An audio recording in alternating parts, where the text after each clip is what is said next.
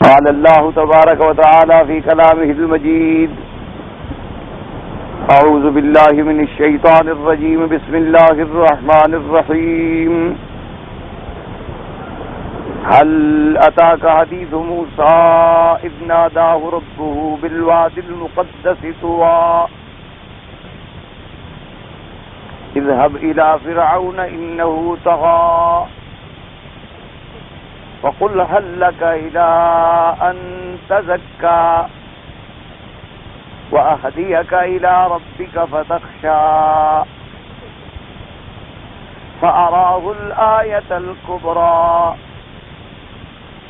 فكذب وعصى ثم أدبر يسعى حشر فنادى فقال أنا ربكم الأعلى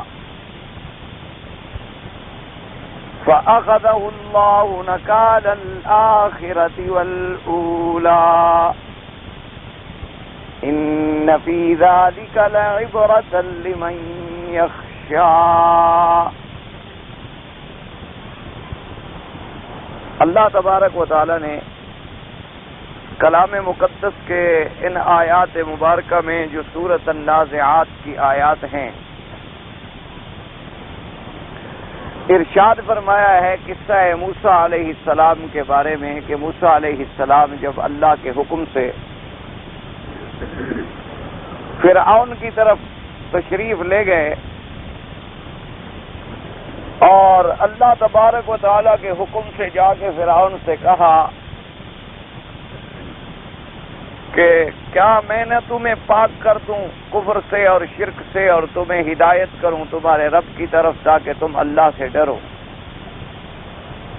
فَأَرَاهُ الْآيَةَ الْكُبْرَى اور پھر اس کو دکھائی بڑی نشانی. یہاں تک بات الحمدللہ سابقہ درس میں ہوئی تھی.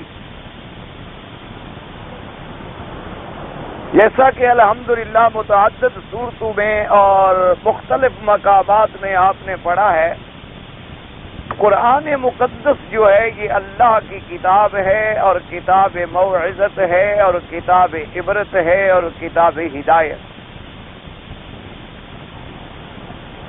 اور اللہ تبارک و تعالی نے اس کتاب کو ساری کائنات کے لیے اور قیامت تک کے لیے ہدایت بنایا ہے.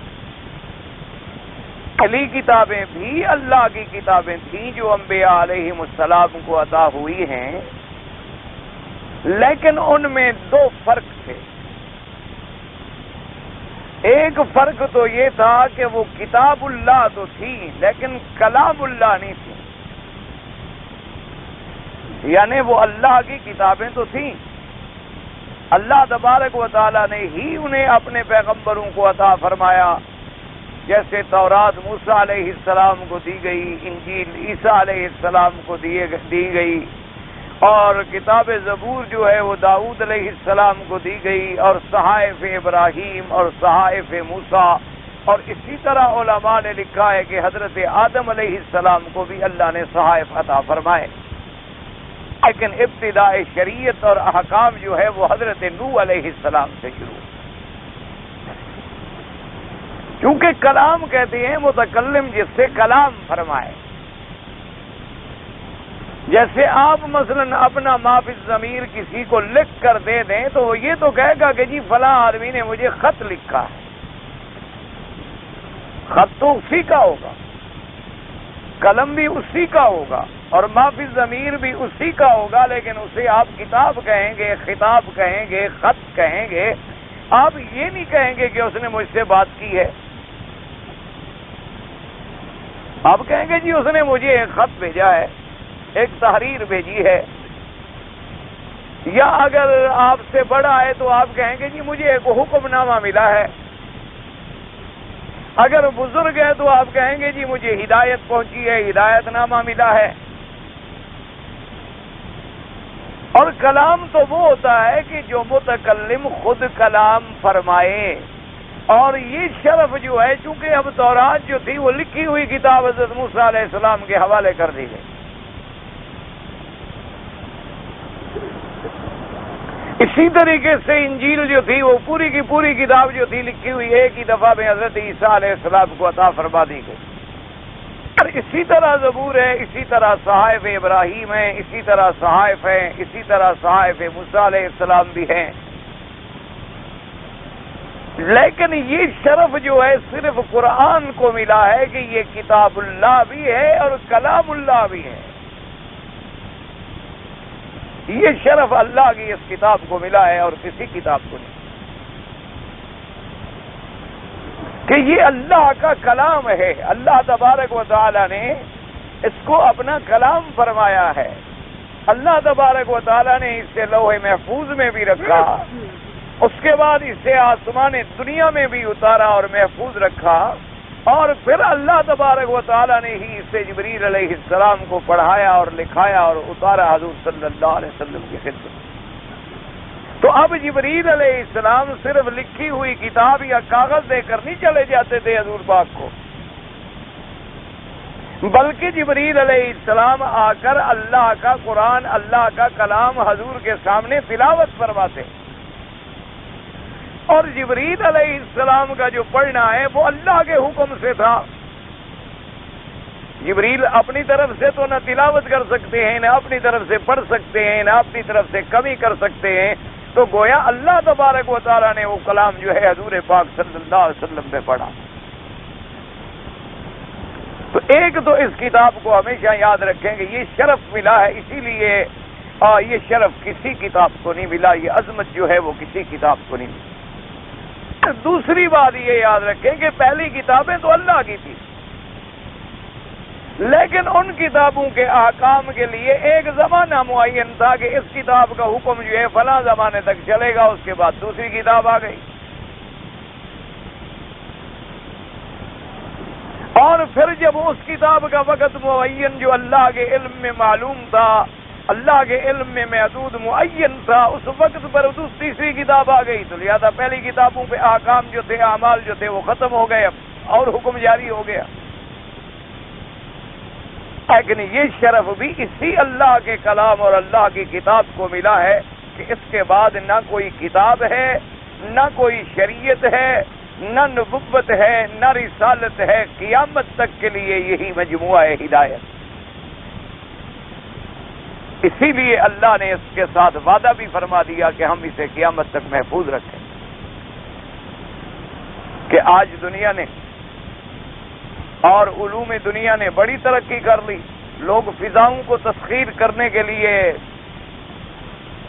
شروع ہو گئے. لوگوں نے زمین کو کنگال ڈالا اور اس کے ارد گرد ان کے بقول انہوں نے چکر لگا لیے. سیارات پہ پہنچنے کی کوششیں ہو گئیں. لوگوں نے آج سے ہزاروں سال پہلے کی جو آوازیں اس خلا میں ہیں ان کو نکال کے جمع کرنا شروع کر دیا. لوگوں نے ایسے ایسے آلات ایجاد کر لیے کہ اب لاکھوں میلوں کے فاصلے سمٹ گئے. ایک سیکنڈ میں آپ کسی ملک سے رابطہ کر کے بات کر رہے ہیں. لہروں کے ذریعے لوگوں نے تصویر انسانی کو منتقل کر دیا. ہواؤں کے ذریعے آواز کو منتقل کر دیا. لیکن اتنی ترقی کے باوجود قرآن کے مقابلے پر کوئی ایک آیت نہیں لا سکا.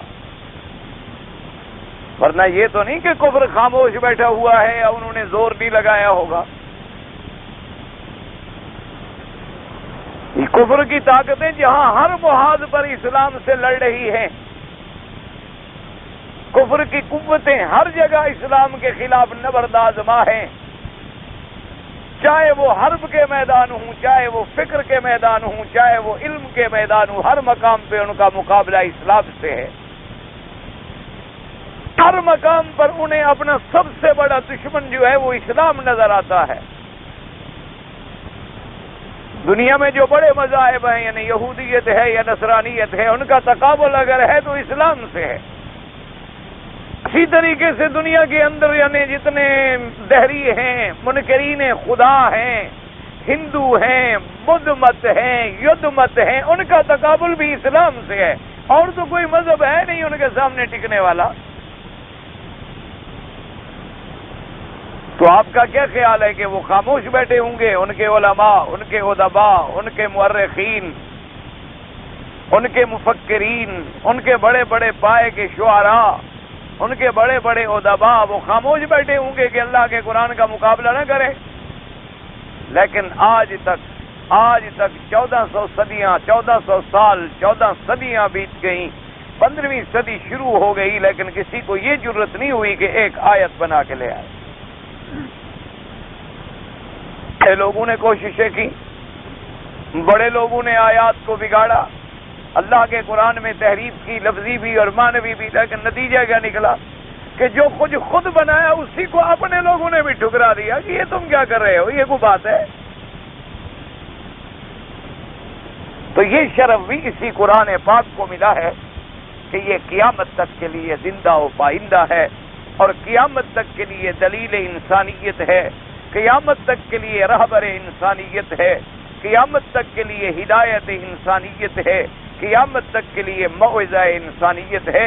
اللہ کا قرآن کسی مخصوص قوم کے لیے نہیں اترا، وہ تو پورے عالم کو دعوت دیتا ہے کہ یا ایھا الناس اعبدوا ربکم الذی خلقکم، یا ایھا الناس اتقوا ربکم الذی خلقکم، یا ایھا الناس انا خلقناکم من ذکر و انثی.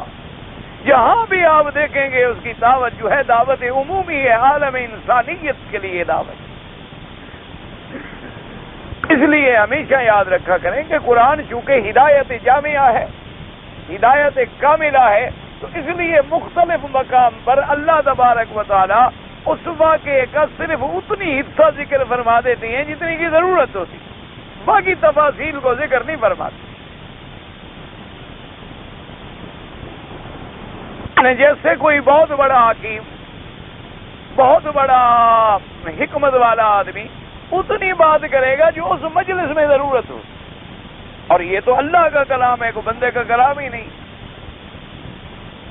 اس لیے کہ وہ یہاں دیکھیں گے کہ بھی علماء کی مجلس ہے تو وہاں خطاب بھی علمی ہوگا، یہاں دیکھیں گے طلباء کی مجلس ہے تو وہاں خطاب بھی طلباء کے مطابق ہوگا، جہاں دیکھیں گے کہ عامت الناس لوگوں کی مجلس ہے تو وہاں خطاب بھی عمومی ہوگا، اور جہاں دیکھیں گے کہ بھی کچھ قانون دان لوگ آئے ہوئے ہیں تو پھر وہاں خطاب بھی قانونی مشگافیوں سے پر ہوگا، تاکہ ہر آدمی کو اس کے عقل کے مطابق دعوت دی جائے.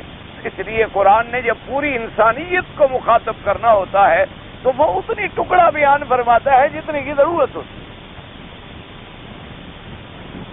اور جب عالم اللہ تبارک و تعالی جن کو علم عطا فرما دے اپنی رحمتوں کے ساتھ، اپنے فضل و منت کے ساتھ دولت علم عطا فرما دیں تو ان کا کام کیا ہوتا ہے کہ موسیٰ علیہ السلام کے پورا واقعہ قرآن میں جہاں جہاں ذکر ہے وہ ساری آیات کو جمع کر دیتے،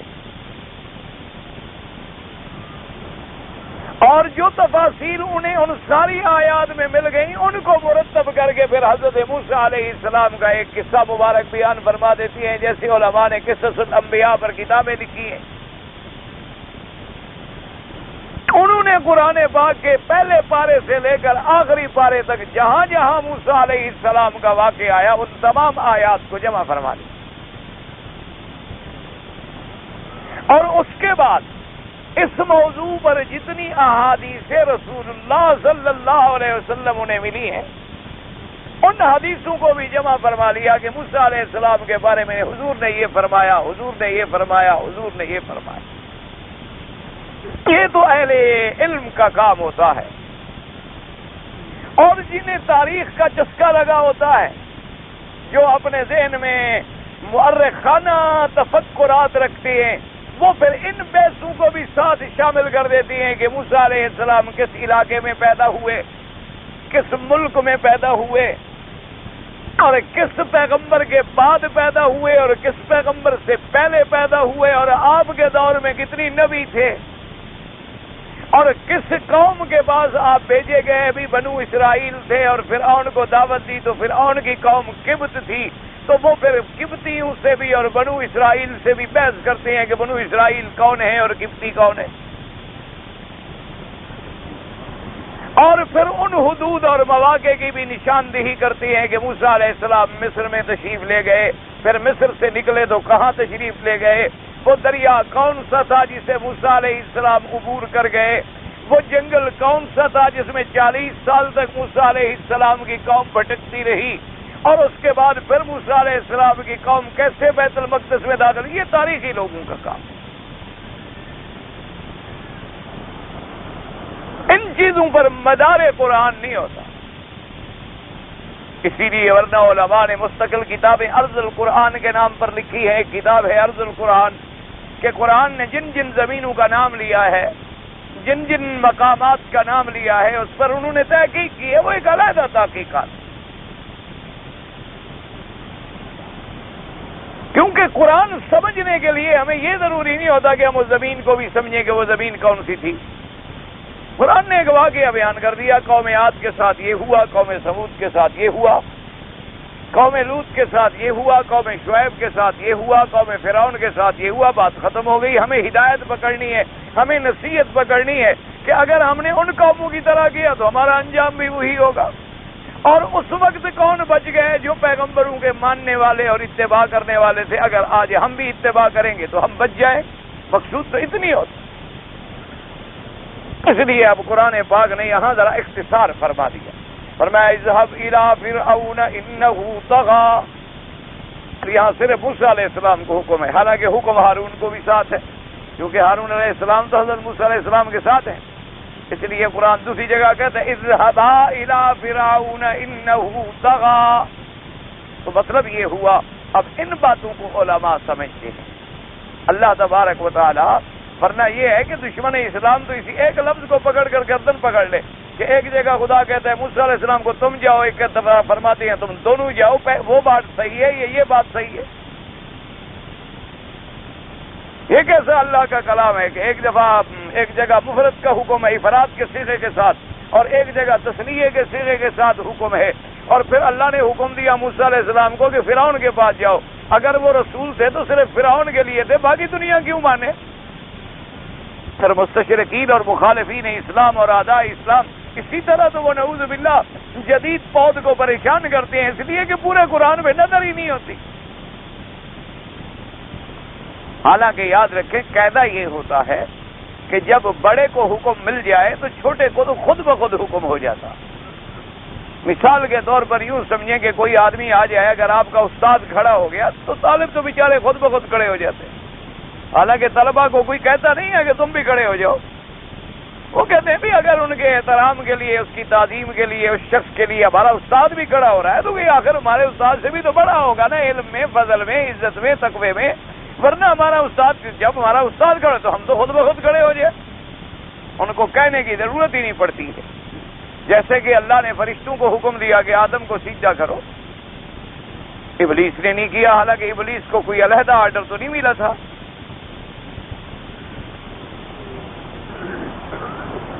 اللہ نے تو حکم دیا تھا اذ قلنا للملائکۃ اسجدوا لآدم فسجدوا الا ابلیس، اور آگے وضاحت بھی ہو گئی کہ ابلیس جن ہے، ابلیس فرشتوں میں سے نہیں ہے۔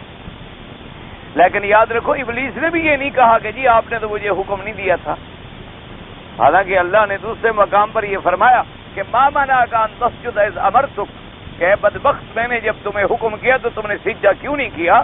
تو شیطان کہتا جی آپ نے تو مجھے حکم نہیں کیا، آپ نے تو فرشتوں کو حکم کیا تھا، مجھے کہاں حکم کیا؟ اس نے کہا آپ یہ کہا کہ میں اچھا ہوں اس لیے میں نے نہیں کیا، لیکن حکم کا انکار نہیں کیا۔ اتنی بات تو وہ ابلیس بھی سمجھتا تھا کہ جب مجھ سے اعلیٰ کو حکم ہو گیا تو میں کون ہوں، میں تو ادنوں میں تو خود بخود ثابت تھا۔ جو بات ابلیس سمجھ گیا وہ آج کے دشمن اسلام بھی نہیں سمجھ سکتے۔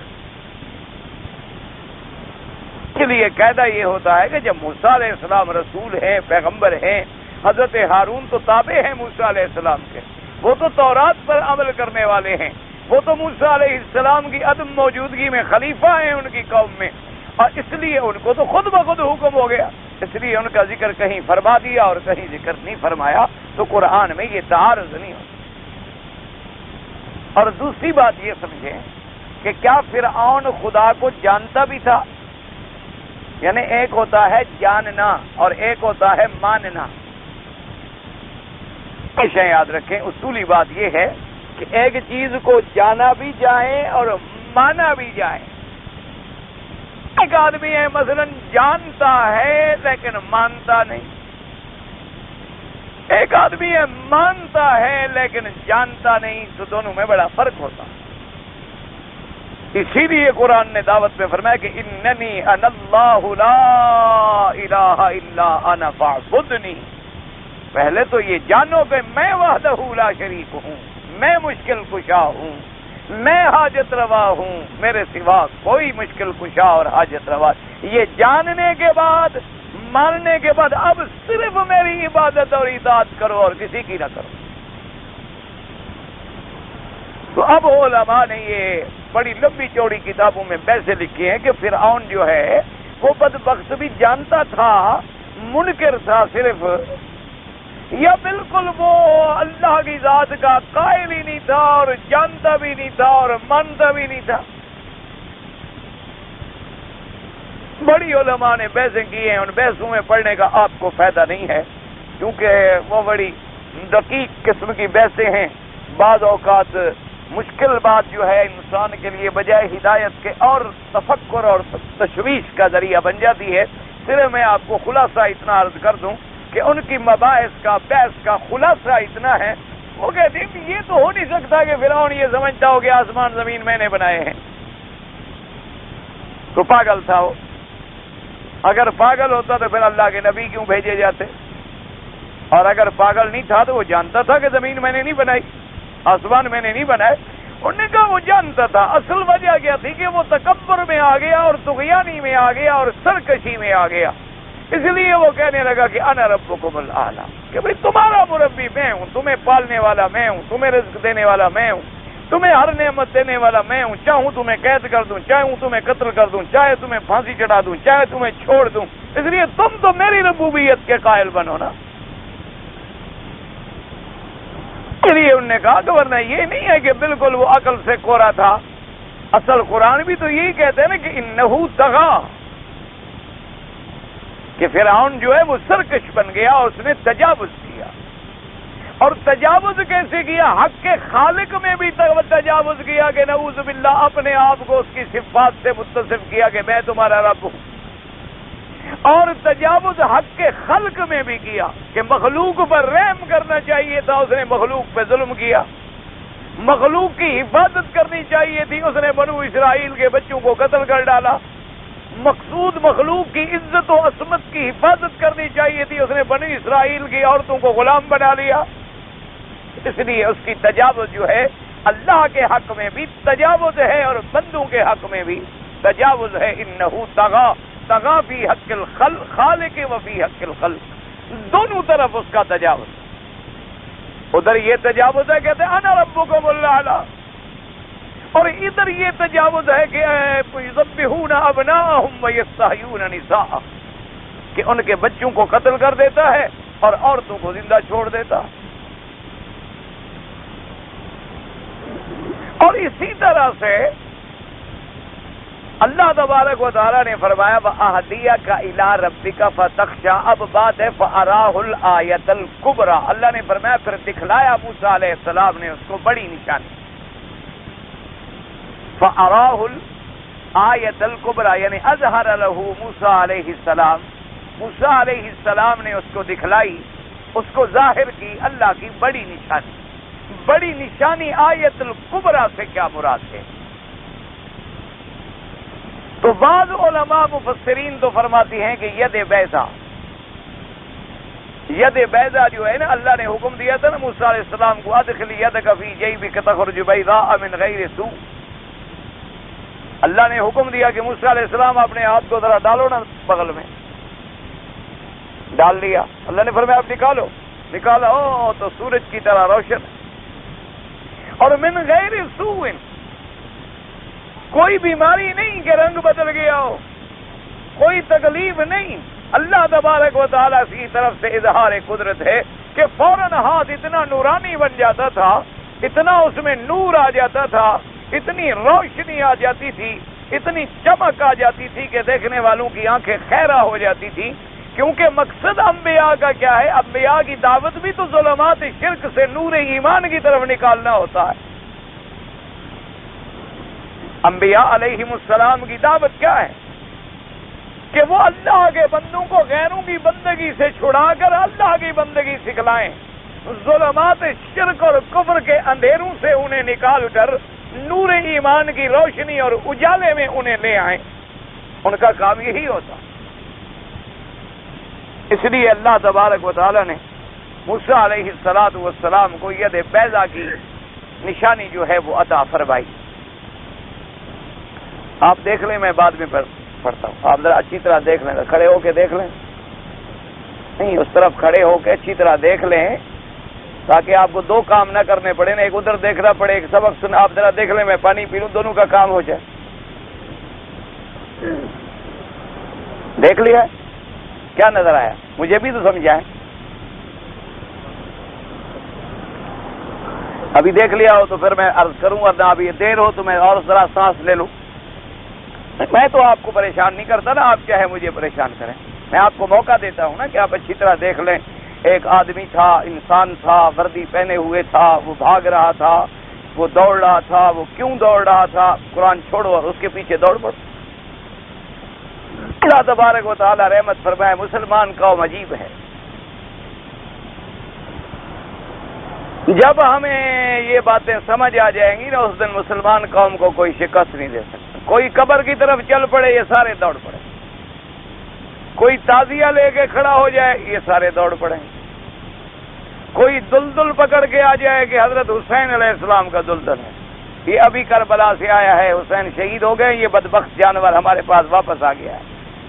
پھر اس کے ساتھ ہیں جناب، کوئی آدمی حضور کا روزہ اٹھا لے، ماشاءاللہ پیچھے روتے ہوئے جا رہے، صلی اللہ علیہ کا جا رہے، یا نبی سلام علیہ کا شروع، وہ کس پہ پڑھ رہے؟ روزہ صاحب۔ انا للہ و انا الیہ۔ کیا کرے آدمی؟ اس قوم کا کوئی علاج ہے؟ اس قوم کا کوئی علاج نہیں اللہ کے سوا۔ 2 منٹ کے بعد کوئی مداری آ جائے، ڈگڑکی بجائے کہ جناب ایسا سرما ہے کہ ایک سلائی پہنو تو عینک چھوٹ جائے گی، خود اندھا ہے۔ قوم وہاں کھڑی،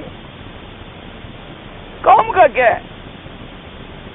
جدھر مرضی آئے ان بیچاروں کو آپ لے جائیں، مرضی آئے قبروں پہ سجدہ کروا دیں، وہاں جائیں جہاں روزہ آپ کو نظر آئے، ہاتھ باندھے کھڑے۔ راستے میں چلے جائیں، کسی قبر پہ آپ غلاف ڈال دیں، 2 4 6 مہینے بھوکھا مرنا پڑے گا، پھر سمجھیں گے آپ نے مل لگا لیا۔ بس وہاں جناب منت بنوتیاں اور کام اور شروع ہو جائیں گے کہ جناب فلاں جو راستے میں بزرگ ہے نا شہید بابا، نام کیا ہے؟ نام تو اس کو بھی نہیں آتا، مجاور کو پتہ ہی نہیں قبر کس کی ہے، نام کیا ہے غریب کو؟ بس کوئی شہید بابا ہے، کوئی شہید دادا ہے، کوئی غائب پیر ہے، کوئی ظاہر پیر ہے، کوئی زندہ پیر ہے، کوئی مادر زاد ولی ہے، کوئی ماں کے پیٹ کے اندر پیر تھا۔ عجیب قوم۔ وجہ کیا ہے؟ اللہ تبارک و تعالی یعنی ایسی کتابوں میں لکھا ہے کہ جی بزرگ جب پیدا ہوئے ہیں ماشاءاللہ ماں کے پیٹ سے قرآن کے حافظ، اور اللہ کے بندے سارے قرآن میں 1-2 پیغمبر گزرے ہیں جن کو اللہ نے بچپنے میں حکم اور فہم عطا فرمایا کہ حضرت یحییٰ علیہ السلام اور حضرت عیسیٰ علیہ السلام، اور کسی تیسرے پیغمبر کا تو اللہ نے قرآن میں بھی ذکر نہیں کیا۔ تو یہ اللہ کے نبیوں سے بھی بڑھ گئے، اللہ کے پیغمبروں سے بھی بڑھ گئے۔ اور اس کے بعد جناب باقاعدہ واقعات لکھتی ہیں کہ جناب یہ ہے کہ رمضان المبارک کا چاند ہوا، لوگوں میں اختلاف ہو گیا، کوئی کہے چاند نظر آ گیا ہے اور کوئی کہے کہ چاند نظر نہیں آیا۔ جب اختلاف بہت بڑھ گیا اور مولویوں میں جھگڑا شروع ہو گیا، بعض مولوی کہیں بھی رپورٹ نہیں ملی، بعض کہیں ایک آدمی کہتا ہے، بعض کہیں کہ نہیں شہادت صحیح نہیں ہے، جھگڑا ہو گیا تو انہوں نے کہا کہ بھی اب اور کوئی حل نہیں ہے، پیران پیر کی والدہ کی خدمت میں لوگ حاضر ہیں۔ ان کی خدمت میں لوگ حاضر ہوئے اور انہوں نے کہا کہ بی بی اماں جی ہم تو بڑے جھگڑے میں مبتلا ہو گئے ہیں، کوئی کہتا ہے چاند نظر آ گیا، کوئی کہتا ہے چاند نظر نہیں آیا، رمضان شریف کا چاند ہے۔ تو بی بی صاحبہ نے فرمایا کہ چاند نظر آ گیا ہے اس لیے کہ آج پیران پیر نے دودھ نہیں پیا۔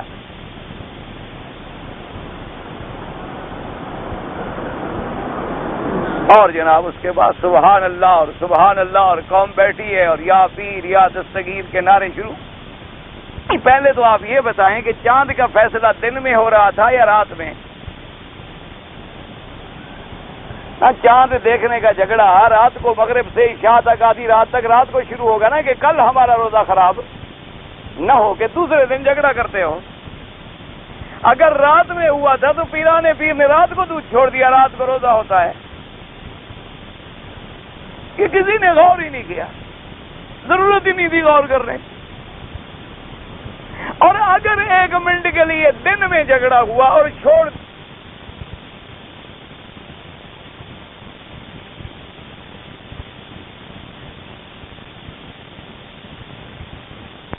قاضی کہتا ہے جی گواہ لاؤ، آپ مدعی ہیں اور مدعی کے ذمے ثبوت گزارنا ہے، آپ کے پاس گواہ ہے؟ آپ نے فرمایا ہاں گواہ ہے، میرا بیٹا جانتا ہے۔ اس نے کہا بیٹا، کہ کسی نے غور ہی نہیں کیا، ضرورت ہی نہیں تھی غور کرنے۔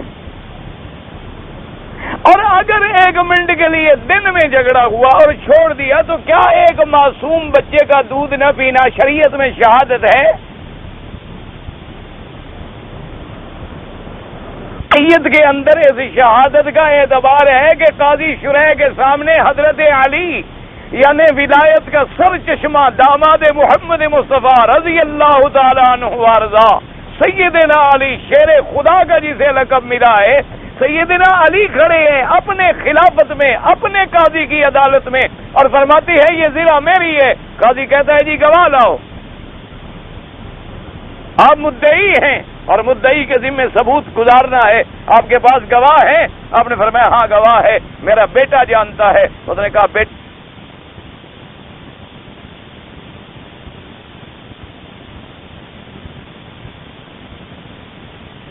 ہو سکتا ہے بات کر دے، بات کو باپ کو کیسے جھٹلائے؟ آپ نے فرمایا میرا ایک غلام ہے کمبر، وہ بھی جانتا ہے۔ فرمایا وہ بھی تو نوکر ہے آپ کا، آپ کے نوکر کی بھی گواہی میں منظور نہیں کر سکتا، کوئی غیر گواہ لے آئے۔ علی نے فرمایا زرہ کا معاملہ ہے، اب زرہ ہم نے خریدی گھر میں لے آئے، یا نوکر جانے یا بات بچے جانے۔ اب زرہ لینے کے بعد میں دنیا کو دکھلانے کے لیے گیا تھا کہ میں نے یہ زرہ خریدی ہے، کہاں سے گواہ لے؟ انہوں نے کہا بہرحال یہ دو گواہ معتبر نہیں ہے، دعویٰ خارج کیا جاتا ہے۔ سیدنا علی رضی اللہ تعالیٰ عنہ نے فرمایا الحمدللہ، فرمایا اللہ تیرا شکر ہے کہ اب بھی اللہ کی سرزمین پر اللہ کے نام سے ڈرنے والے اور عدالت سے فیصلہ کرنے والے موجود ہیں۔ میرے گواہ نہیں ہیں، ٹھیک ہے مقدمہ خارج ہو گیا، ہوں تو میں سچا، لیکن گواہ میرے پاس نہیں ہے، میں کیا کروں؟ اسی لیے سب سے بڑا مسئلہ ایک دفعہ یہ بھی ہوا تھا نا، جب میراث کا جھگڑا ختم ہو گیا کہ حضور نے فرما دیا ہمارا میراث نہیں ہے، تو بی بی فاطمہ الزہرا کے بارے میں ایک روایت یہ بھی نقل کرتے ہیں کہ اس نے سیدنا ابی بکر سے کہا کہ حضور نے وصیت فرمائی تھی، انہوں نے کہا گواہ لائے۔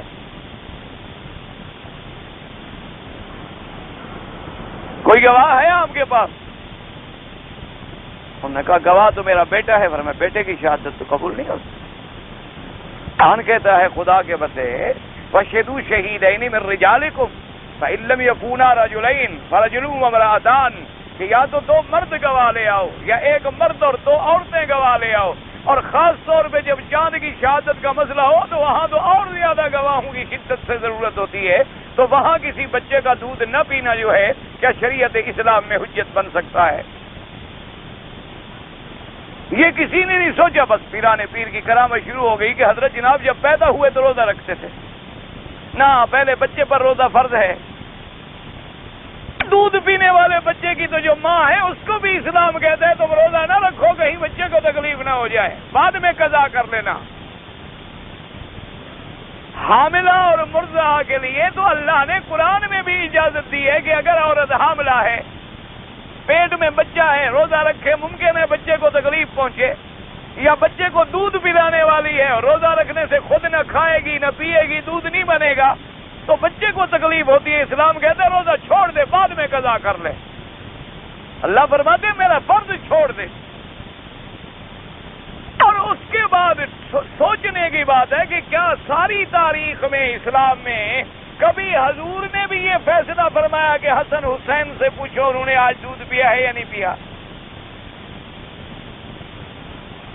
ایک بات ہے لکھ دی گئی، اور اگر کوئی سمجھائے کہہ دیں گے دیکھو جی وہاں بھی ہے، پیران پیر کو منیندہ کوئی تو جی اللہ دے ولیاں دے دشمن ہیں۔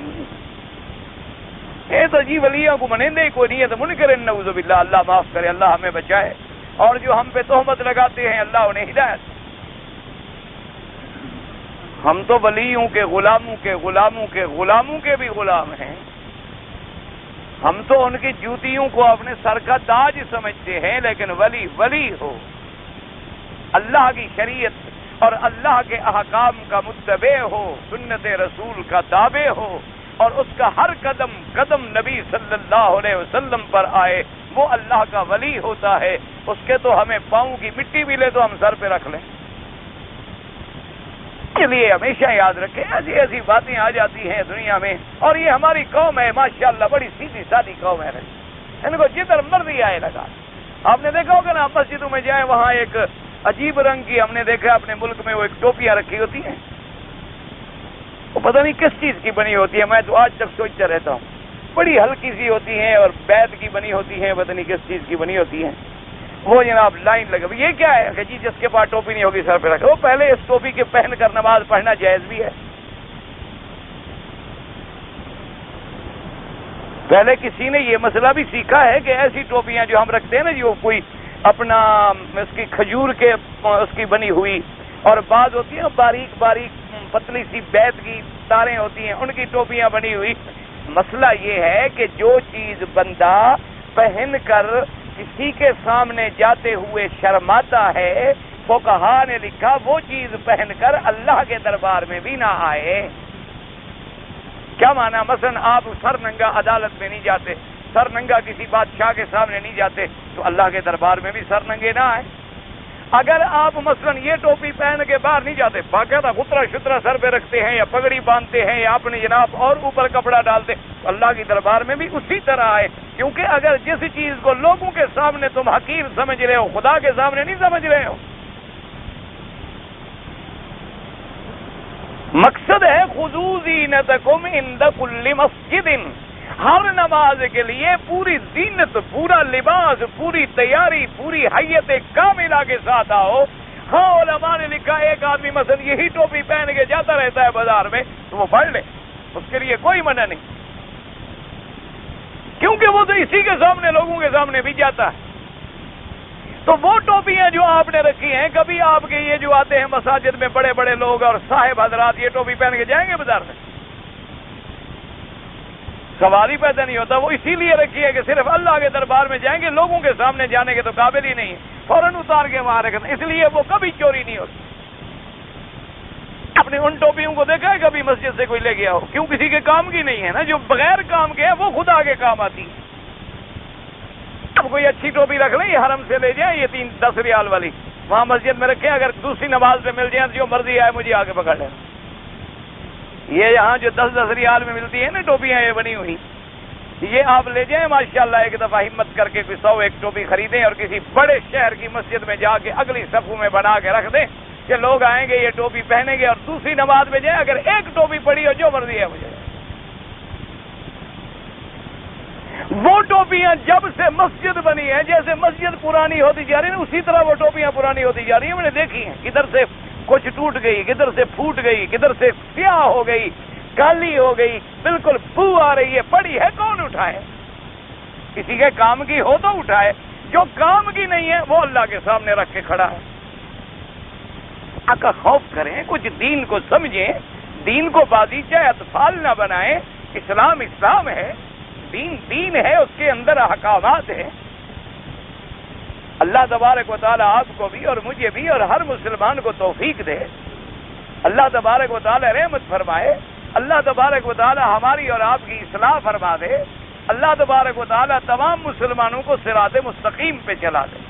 یہ ہمارے مخلوق جو ہے نا، ہماری ان کی عادت ہے، جدھر مرضی آئے ان کو لگا دے، ماشاءاللہ بڑی ٹھیک ٹھاک قوم ہے۔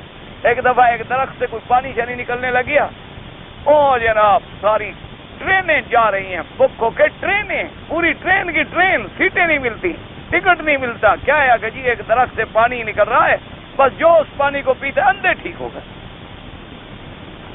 جی اندھا جو گیا نا پانی پیا، آنکھوں کو لگایا، سبحان اللہ، واپس جو ہے ابھی یہ عیسیٰ علیہ السلام کے اللہ نے پھر اتار دیا۔ کوئی عقل کرو، اور جناب کوئی 20-25 دن گزرے، مہینہ ایک گزرا، وہ کیا ہوا بھائی؟ او جی پتہ کوئی نہیں، او جی جھوٹ تھا جی، فریب تھا جی، او جی بس ایسے تھا، کسی نے شور بچا دیا، لوگ دوڑ پڑے تھے بس۔ یہ اس طرح نہیں ہوتا میرے عزیز۔ مسلمان قوم کو تو اللہ نے بڑی روشن چمکتی ہوئی کتاب دی ہے، مسلمانوں کو تو اللہ نے میرے مدنی پاک کی شریعت دی ہے۔ حضور نے فرمایا ایسی شریعت چھوڑ کے جا رہا ہوں جس کی رات بھی دن کی طرح روشن ہے۔ فرمایا ترکتکم علی البیضاء، حضور نے فرمایا میں تمہیں جب چمکتی ہوئی ایک روشن شریعت دے کر جا رہا ہوں جس کی رات بھی ایسے چمکتی ہے جیسے دن چمکتا ہو۔ پھر امت محمد مصطفیٰ صلی اللہ علیہ وسلم کو ان باتوں میں، ان جھوٹے جھوٹے چکروں میں تو نہیں آنا چاہیے۔ کہیں طوطا بیٹھا ہے وہ غیب کا حال بتا رہا، کہیں کوئی اور بیٹھی ہوئی ہے، کوئی چھوٹی سی پرندے ہوتی ہیں بلبل سی، وہ جناب قسمت کے حال بتا رہی ہے۔ اب انگریزوں نے ایک کمپیوٹر مشین بنا دی ہے، وہ پیر کے بجائے حال بتلا دی۔ کبھی پیر حال بتلایا کرتا تھا، اب ایک مشین ہے باقاعدہ کمپیوٹرائز، آپ کھڑے ہو جائیں ٹک کر کے آپ کا وزن بھی نکل آئے گا، آپ کی قسمت کا حال بھی نکل آئے گا۔ ماشاءاللہ اب وہ مشین عالم الغیب ہے۔ اور جناب لوگ لگے ہوئے ہیں لائن پر وزن کرا رہے ہیں اور پڑھ رہے ہیں سبحان اللہ آپ کا ستارہ فلانا ہے، اور خدا کے بندے اس مشین کا تو پہلے ستارہ ٹھیک کرو، جو ساری مخلوق اس پر اتر رہی ہے، چڑھ رہی ہے، اتر رہی ہے، چڑھ رہی ہے، پہلے اس غریب کا ستارہ تو ٹھیک کرو، صبح سے لے کر شام تک پاؤں جوتوں میں پڑی ہوئی ہے، پہلے اس لوہے کا ستارہ تو ٹھیک کرو نا، جو آتا ہے جوتوں کے ساتھ اس پہ کھڑا ہو جاتا ہے۔ ایسی متبرک چیز جو حال بتلانے والی ہو تو کم از کم سر پہ رکھتے، اس پر جوتوں کے ساتھ تو نہ کھڑے ہو جاتے نا۔ بس ایک قوم ہے جدھر مرضی آئے لگا، تو اسی لیے تو فرعون نے دیکھا نہیں کیسے لگا لیا بنو اسرائیل کو، بچوں کو ذبح کر رہا ہے، عورتوں کو چھوڑ رہا۔ اس کو اپنے زمانے میں بچے سے ڈر تھا، عورتوں سے ڈر نہیں تھا، آج ہوتا تو شاید عورتوں سے بھی ڈرتا۔ اپنے زمانے میں اس کو ڈر تھا کہ میرا مقابلہ کوئی مرد کر سکتا اور وہ بچہ پیدا ہوگا۔ اگر اس دور میں فرعون ہوتا وہ کہتا کیا پتا کوئی عورت بھی ہو جائے۔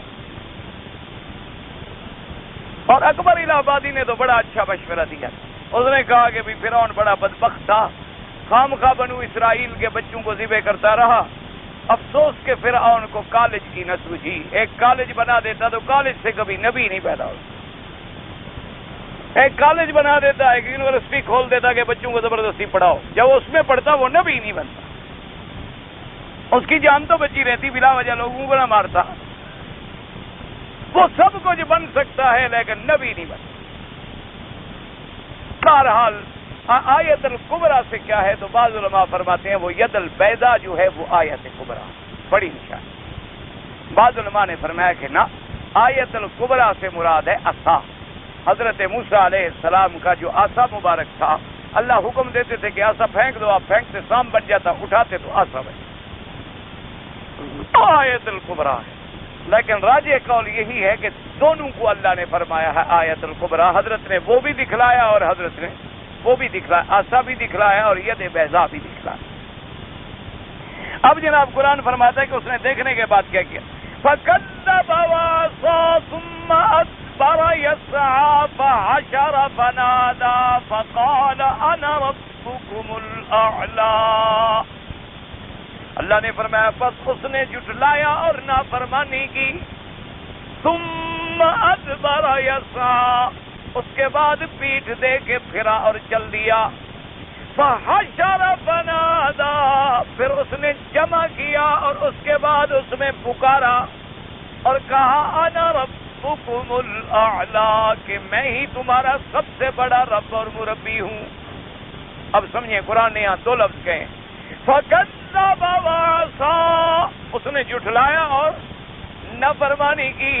علماء نے فرمایا جب جھٹلایا تو نافرمانی تو ہو گئی، اللہ نے یہاں دو لفظ کیوں استعمال فرمائے، ایک تکذیب کا اور ایک عصیان کا، کیونکہ جو مکذب ہے وہ عاصی ہے اور جو عاصی ہے وہ مکذب ہے، لیکن دو لفظ جو قرآن نے فرمائے فکذب وعصا، اس لیے علماء فرماتی ہیں کہ اس دو لفظوں کا فائدہ ہے، اللہ کا کلام ہے کہ اس نے دل سے بھی تکذیب کی اور جھٹلایا اور ظاہر سے بھی نافرمانی کی، کہ اس نے ایک ہوتا ہے کہ ظاہراً انکار کرے لیکن اندر مانتا ہو، لیکن ایک یہ ہے کہ اندر سے بھی جھوٹا ہے، تکذیب کرتا ہے، اور ظاہر میں بھی جھٹلاتا ہے اور نافرمانی کرتا ہے۔ اس لیے قرآن نے دو لفظ ذکر فرمائے، فَكَذَّبَ وَعَصَىٰ، اس نے تکذیب کی۔ اور بعض علماء نے فرمایا کہ ایک آدمی کہتا ہے میں تجھے نہیں مانتا، بس تکذیب ہو گئی، اور تو کچھ نہیں کرتا، بھائی میں آپ کی بات نہیں مانتا۔ لیکن ایک آدمی ہوتا ہے کہ نہیں بھی مانتا، پھر لڑائی بھی کرتا ہے، مقابلہ بھی کرتا ہے، شرارت بھی کرتا ہے۔ تو اس لیے فرعون نے صرف یہ نہیں کہ تکذیب کی ہو، بلکہ موسیٰ علیہ السلام کا مقابلہ کیا، اور موسیٰ علیہ السلام کو جادوگر کہا، موسیٰ علیہ السلام کی نبوت کا انکار بھی کیا اور الزام بھی لگایا کہ تم تو جادوگر ہو۔ اس لیے قرآن نے دو لفظ استعمال کی، فَكَذَّبَ وَعَصَىٰ ثُمَّ أَدْبَرَ يَسْعَىٰ، اس کے بعد وہ پیٹھ دے کے پھرا اور چلا۔ علماء نے فرمایا کیا مانا؟ اعراض کی بھی نشانی ہے کہ جب آدمی اعراض کرتا ہے تو پیٹھ دے کے چلا جاتا ہے، چھوڑو جی کیا بات سنی، اور اس کے بعد وہ کوشش میں بھی لگ گیا کہ میں کسی طرح حضرت موسیٰ علیہ السلام کا مقابلہ کروں۔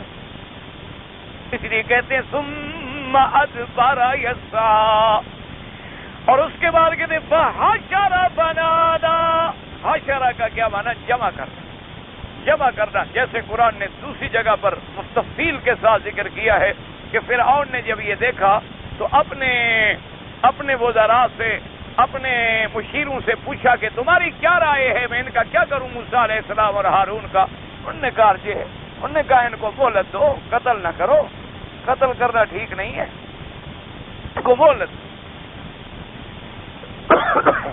اسی لیے کہتے ہیں نا حجاج ابن یوسف جو گزرا ہے نا اس تاریخ کا ظالم هذه الامہ،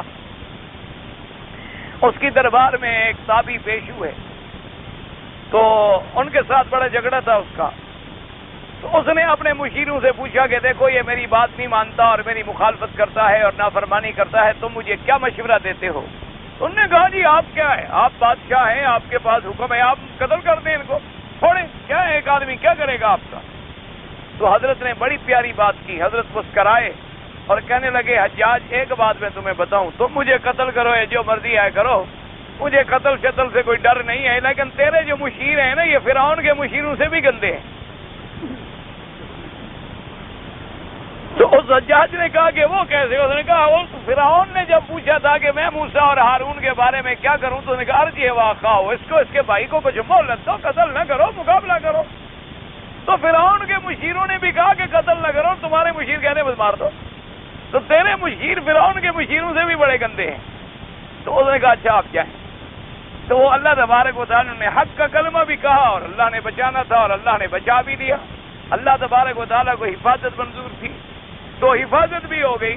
تو اس لیے قرآن کہتا ہے کہ انہوں نے کہا کہ جی آپ فکر نہ کریں، ہمارے پاس بڑے جادوگر ہیں، آپ ساری دنیا سے، سارے مصر سے جادوگر بلوا لیں اور مقابلہ کرتے ہیں۔ اگر یہ جادوگر ہیں تو دو آدمی کیسے مقابلہ کریں گے؟ ہمارے بڑے بڑے جو بیٹھے ہوئے ہیں، بڑے بڑے جادوگر ہیں، ان سے کہا ہاں بات تمہاری ٹھیک ہے۔ اور قرآن کہتا ہے انہوں نے پھر حضرت موسیٰ علیہ السلام سے کہا کہ اچھا کس دن ہمارا مقابلہ کرتے ہو؟ انہوں نے کہا جو مرضی ہے جس دن کر لو۔ اور قرآن پاک دوسری جگہ کہتا ہے کہ آگے ان کا ایک عید کا دن آ رہا تھا، ان کے اجتماع کا دن تھا، تو موسیٰ علیہ السلام نے کہا موعدکم یوم الزینۃ وان یحشر الناس ضحیٰ۔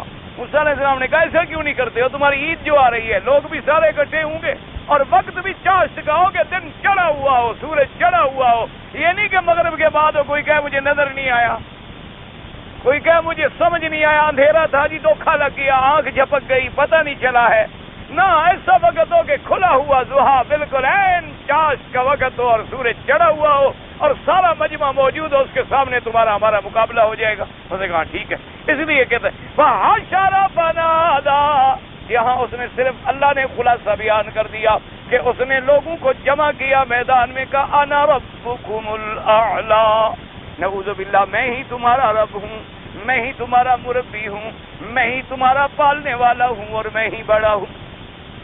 اب قرآن مجید انجام اس کا ذکر فرماتے ہیں، خلاصہ ہے چونکہ ان آیات میں تو خلاصہ ہے نا۔ فَأَخَذَهُ اللَّهُ نَكَالَ الْآخِرَةِ وَالْأُولَى، اللہ تبارک و تعالیٰ نے پھر اس کو پکڑ لیا، اللہ نے اس سے انتقام لیا اور عذاب دیا، اس کو پہلا بھی اور بعد والا بھی۔ اب علماء نے فرمایا آخرہ اولا، اس سے دو کون سے عذاب مراد ہیں؟ بعض علماء نے فرمایا ایک عذاب اللہ نے دنیا میں دیا کہ غرق کر دیا، اور اس کے بعد پھر عذاب جو ہے وہ آخرت کا اور برزخ کا اور جہنم کا شروع ہو گیا۔ اور بعض علماء نے فرمایا کہ اس نے چونکہ تکذیب کی تھی اور عصیان کیا تھا، جھٹلایا بھی تھا اور نافرمانی بھی کی تھی، اللہ نے جھٹلانے پر بھی عذاب دیا اور نافرمانی پر بھی عذاب دیا، اس لیے فرماتے ہیں نکال الآخرۃ والاولی، دونوں عذاب ذکر کیے، لیکن پہلا قول جو ہے وہ زیادہ راجح ہے کہ اللہ تبارک و تعالی نے دنیا میں بھی عذاب دیا کہ غرق کر دیا، اور اغرقوا فادخلوا نارا، اللہ فرماتے ہیں ان کو غرق کر دیا گیا اور پھر جہنم میں، کیونکہ عالم برزخ سے تو عذاب جہنم شروع ہو گیا، اصل عذاب تو آخرت میں ہوگا، لیکن جہنم کی کھڑکیاں کھل جائیں گی اور اس کی تپش اور لہب جو ہے وہ شروع ہو جائے گی قبر سے، اس لیے فرماتے ہیں عذاب آخرت بھی، عذاب اولا بھی، دنیا کا عذاب بھی اور آخرت کا عذاب۔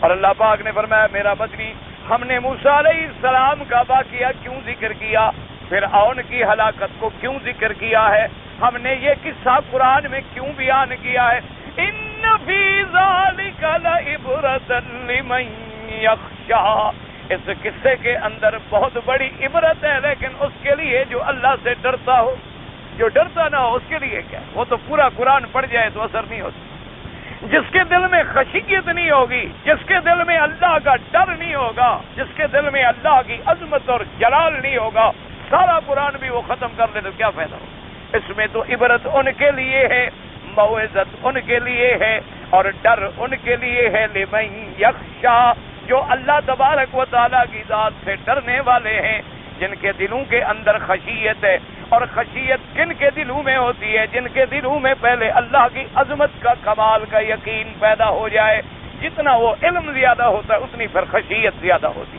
تو اللہ تبارک و تعالیٰ نے اس واقعے کو ذکر فرمایا، اس میں ایک تو تسلی ہے حضور کے دل مبارک کے لیے کہ میرا مدنی، اگر مکے کے کافر آپ کا مذاق اڑاتے ہیں آپ نہ گھبرائیں، موسیٰ علیہ السلام کو بھی تو لوگوں نے جادوگر کہا ہے، موسیٰ علیہ السلام کو بھی تو لوگوں نے مذاق اڑایا، موسیٰ علیہ السلام کا بھی تو لوگوں نے مقابلہ کیا ہے، موسیٰ علیہ السلام کو بھی تو لوگوں نے کہا ہے کہ دیکھو تمہاری زبان میں لکنت ہے، بول تم نہیں سکتے ہو، قاتل ہو، ہمارا بندہ تم نے مارا ہوا ہے، ایسے ایسے الزام لگائے ہیں، اگر یہ آپ پر الزام لگاتے ہیں تو آپ بھی صبر کریں۔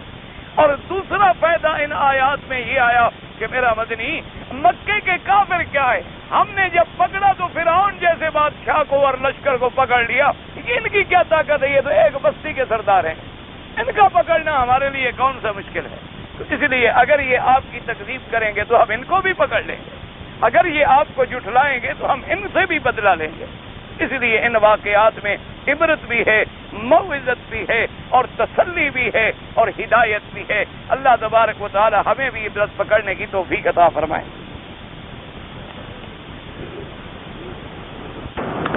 بھئی مجھے تو آپ کا سوال سمجھ نہیں آیا کہ کافروں سے حکومت حاصل کر کے اسلامی قانون اور دعوت اسلام جو ہے وہ نافذ کرنا ثابت ہے، تو حضور نے کس سے حاصل کی تھی؟ مکے میں مسلمان تھے، حضور نے مسلمانوں سے چھینی تھی۔ مکے میں کون تھے، مدینے میں کون تھے؟ مکے میں کافر تھے، مدینے میں کون تھے؟ کافر تھے، بنو قریظہ، بنو نذیر، بنو قینقاع، یہودی کافر۔ تو ہوتا ہی یہی ہے کہ کافروں کو اللہ تبارک و تعالی قاعدہ ہے کہ پہلے انسان دعوت کرتا ہے، دین کی دعوت پہنچاتا ہے۔ اسلام نے بھی ہر جگہ یہی کیا کہ پہلے وفد بھیجے، حضور پاک نے اپنے خطوط مبارک بھیجے، ان کو دعوت دی کہ اسلم تسلم، اسلام لے آؤ ہمارے بھائی، اگر اسلام نہیں لاتے ہو ہماری قوت کو تسلیم کر لو اور جزیہ ادا کرتے رہو تاکہ ہم تمہاری حفاظت کریں اور تم اقلیت بن کر ہمارے تابع رہو۔ اگر یہ بات بھی تمہیں قبول نہیں ہے تو پھر ہمارا مقابلہ کرو، پھر ہم اللہ کے لیے جہاد کریں گے، اللہ کی سر بلندی کے لیے ہمیں کام کرنا ہوگا۔ جہاد اور فساد میں فرق ہے، جہاد اللہ کے نام کو بلند کرنے کے لیے کیا جاتا ہے اور لڑائیاں اپنی ذات کو بلند کرنے کے لیے کی جاتی ہیں۔ اس جہاد میں اور اس فساد میں بڑا فرق ہے۔ جہاد یہ ہوتا ہے کہ اعلاء کلمت اللہ ہو جائے، کیا مانا کہ آدمی لڑ رہا ہے، جیسے کہ حضرت علی رضی اللہ تعالی عنہ نے ایک پہلوان کو گرایا اور اس کے سینے پہ بیٹھ گئے، اس بدبخت نے تھوک دیا حضرت علی کے چہرے پر، تو حضرت علی فوراً اتر گئے۔ اس نے کہا کیا بات ہے؟ اس نے کہا پہلے میں اللہ کے لیے لڑ رہا تھا، اب تو مجھے اپنی ذات کا غصہ آ گیا، اپنی ذات کے لیے میں نہیں لڑنا چاہتا۔ اس لیے ہمیشہ یاد رکھیں، اسلام نے جہاں جہاد کیا ہے اس کے پس منظر میں اللہ کی دعوت کی، اور اس کا نمونہ حضور پاک نے خلفائے راشدین نے دنیا میں پیش کر دیا کہ کسی کو نہیں لوٹا، کسی کو کچھ نہیں کیا، جو لوگ اسلام لے آئے ان کو بھائی بنا دیا، ان کی عزتوں اور عصمتوں کی حفاظت کی، اور جو لوگ لڑے ان کو بھی قید ہونے کے بعد اپنے پاس غلام رکھا، پھر سبق پڑھایا کہ غلاموں کو آزاد کرو، غلاموں سے نکاح کرو، خود غلام زادی سے نکاح کر کے اسے امہات المومنین کا درجہ عطا فرما دیا۔ ایسی باتیں جو ہیں بلا وجہ مستشرقین اسلام کے دشمن یہ باتیں کہتے ہیں، ورنہ الحمدللہ اسلام کی تاریخ اتنی واضح ہے، اتنی بین ہے کہ کوئی آدمی اگر دل میں تعصب نہ ہو تو وہ مان لے گا کہ اسلام نے جو کچھ کیا وہ حق ہے۔ تو صنعاء میں نے سنا ہے، صنعاء ایک شہر یمن کا، وہاں حضرت علی کا قرآن ہے، وزارت کوئی اوقاف ہے، وہاں کچھ علماء پاکستان سے بھی گئے تھے، ان کو دیکھا اور سنا ہے کہ انہوں نے فوٹو بھی لے لی ہے۔ غیر مسلم سے جلد غیر مسلم سے کوئی کام بھی کرایا جائے، ایک مشین غیر مسلم کے پاس ہے تمہارے پاس نہیں ہے تو ہم کیا کریں؟ یہ کون سی بڑی بات ہے؟ یہ بڑے ان چیزوں کا بیچاروں کو بڑی تکلیف ہوتی ہے کہ غیر مسلم، اور غیر مسلم کا کیا ہے؟ غیر مسلم سے کوئی نوکری کا کام لے لو، کیا ہے؟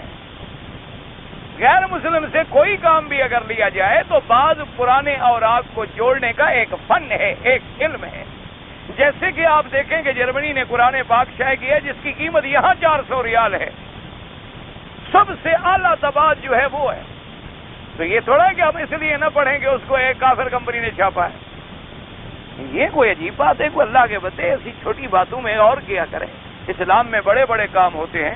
حضور کے زمانے میں کافروں سے کام لیے جاتے تھے، حضور صلی اللہ علیہ وسلم کے زمانے میں مختلف چیزوں کے کام جو ہے کافروں کے، اور کافروں سے معاہدے کیے گئے، کافروں سے کام لیے گئے، یہ تو کوئی منع نہیں ہے اسلام میں، اور اس کا فائدہ ہوتا ہے، اس کا فائدہ ہوتا ہے کہ بعض لوگ جو ہیں اسی وجہ سے اسلام لے آئے جب انہوں نے قرآن دیکھا اور قرآن کی عظمت کو مان گئے۔ سائل منوی کا صحبت کرنا مطلب کیا ہے؟ سائل منوی کا مجھے تو نہیں پتا بھی آپ کا مقصد کیا ہے پوچھنے کا۔ 52.5 تولے چاندی کی قیمت یا 7.5 تولے سونے کی قیمت، اس کی قیمت معلوم کر لیں، جتنے ریال بنتے ہوں پھر وہ نصاب ہے، اس کے بعد پھر زکوٰۃ دینی ضروری ہے۔ آپ بے نمازی کا کھانا نہیں کھانا ہے۔ غیر مسلمان عورت کیسے نوکری کر سکتا ہے؟ غیر مسلمان عورت نوکری کرنا علیحدہ بات ہے، مسلمان پہ نماز فرض ہے کہ غیر مسلم پہ بھی فرض ہے؟ جاہل کیوں ہو جاتے ہیں پتہ نہیں پوچھنے والے؟ خدا کے لیے نا اپنا مغز خراب کیا کرو نا میرا، کوئی مسئلہ پوچھیں جو ضرورت ہو۔ ایک ہے غیر مسلم، اس پر کیا ہے؟ وہ تو نماز پڑھتا نہیں، وہ تو مانتا ہی نہیں آپ کے دین اسلام کو، اس کو کافر والا معاملہ کیا۔ ایک ہے مسلمان ہو کے نماز نہ پڑھنا، فرق ہے نا۔ نماز میں الحمدللہ ٹھیک آئے تو نہیں کہنا چاہیے، بہرحال بھول کے نکل گیا، نماز انشاءاللہ ہو جائے گا، لیکن کہنا نہیں چاہیے۔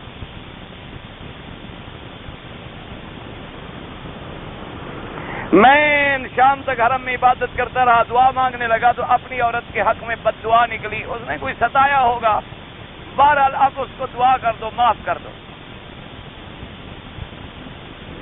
کسی نبی کے پاس جب دوسرے رسول کی شریعت ہو، وہ بھی نبی ہوتا ہے، ہاں نبی ہوتا ہے۔ ہارون علیہ السلام کے پاس موسیٰ علیہ السلام کی شریعت تھی۔ ایک غیر مسلم عورت نے اسلام قبول کر لیا ہے لیکن اس کا خامن جو ہے وہ کافر ہے، تو اس کا نکاح ختم ہو گیا۔ جب خامن کافر ہو، کفر اور اسلام جو ہے ختم کر دیتا۔ اللہم صلی علی سیدنا محمد وعلی آل سیدنا محمد وبارک وسلم۔ لیکن بہرحال کسی محکمے سے فیصلہ کرانا، ایسے نہ ہو کہ خود مسلمان کر کے نکاح کر لو، ہاں ایسا نہ ہو کوئی چکر چلاؤ کہ مولوی مکی نے کہا تھا نکاح ختم ہو گیا۔ باقاعدہ محکمہ میں جا کر درخواست دے کے ثابت کریں کہ وہ اسلام قبول کیا ہے، اس کا خاوند کافر ہے، وہ حکومت آپ کو اجازت نامہ دے گا، پھر نکاح کرنا، صرف مولوی مکی کے کہنے سے نہ کرنا۔ اللہ صلی علی سیدنا محمد وعلی آل سیدنا محمد وبارک وسلم۔ یا اللہ یا رحمان یا رحیم یا حی یا قیوم یا ذی الجلال والاکرام، یا الہ العالمین، عالم اسلام پر اپنی رحمت نازل فرما۔ یا اللہ عالم اسلام کی عزت کا فیصلہ فرما۔ یا اللہ عالم اسلام کی حفاظت کا فیصلہ فرما۔ یا اللہ کفر کی ذلت کا فیصلہ فرما۔ یا اللہ مجاہدین کشمیر افغانستان فلسطین کی قدم قدم پہ مدد فرما. یا اللہ مسلمان جس ملک میں ہیں جس جگہ میں ہیں ان کی جان مال آبرو عزت کی حفاظت فرما. یا اللہ بیماروں کو شفا عطا فرما, بے حیاؤں کو حیا عطا فرما, بے دینوں کو دین عطا فرما, بے اولادوں کو اولاد عطا فرما. جن کی اولاد ہے ان کو صالح بنا, ان کو اپنی اطاعت اور والدین کی فرما برداری نصیب فرما. یا الہ العالمین ہمیں مانگنا نہیں آتا, مانگنے کی بھی توفیق عطا فرما, مانگنے کی بھی تعلیم عطا فرما, اور اس کے بعد اپنی رحمت سے ہماری درخواست سے منظور و مقبول فرما. یا الہ العالمین بغیر مانگے اپنی رحمتیں عطا فرما. یا اللہ سب مسلمانوں کو توحید کا سپاہی بنا, حضور پاک کی محبت, صحابہ اہل بیت اولیاء کرام کی محبت نصیب فرما. یا اللہ بے ادبی اور گستاخی سے محفوظ فرما. یا اللہ حرمین الشریفین کے ثمرات و برکات نصیب فرما. یا اللہ حرمین الشریفین کا ادب نصیب فرما. یا اللہ ہمیں بے ادبی سے محفوظ فرما. ربنا لا تزغ قلوبنا بعد إذ هديتنا وهب لنا من لدنك رحمة إنك أنت الوهاب. ربنا لا تؤاخذنا إن نسينا أو أخطأنا. ربنا ولا تحمل علينا إصرا كما حملته على الذين من قبلنا. ربنا ولا تحملنا ما لا طاقة لنا به واعف عنا واغفر لنا وارحمنا أنت مولانا فانصرنا على القوم الكافرين. اللهم إنا نعوذ بك من جهد البلاء ودرك الشقاء وسوء القضاء وشماتة الأعداء. اللهم استرنا بسترك الجميل. اللهم انصر الإسلام والمسلمين. اللهم انصر الإسلام والمسلمين. اللهم احفظ سائر بلاد المسلمين وهذا البلد الأمين واجعلها آمنا مطمئنا سخاء رخاء إلى يوم الدين برحمتك يا أرحم الراحمين. صلى الله تعالى على خير خلقه سيدنا محمد وعلى آله وصحبه أجمعين.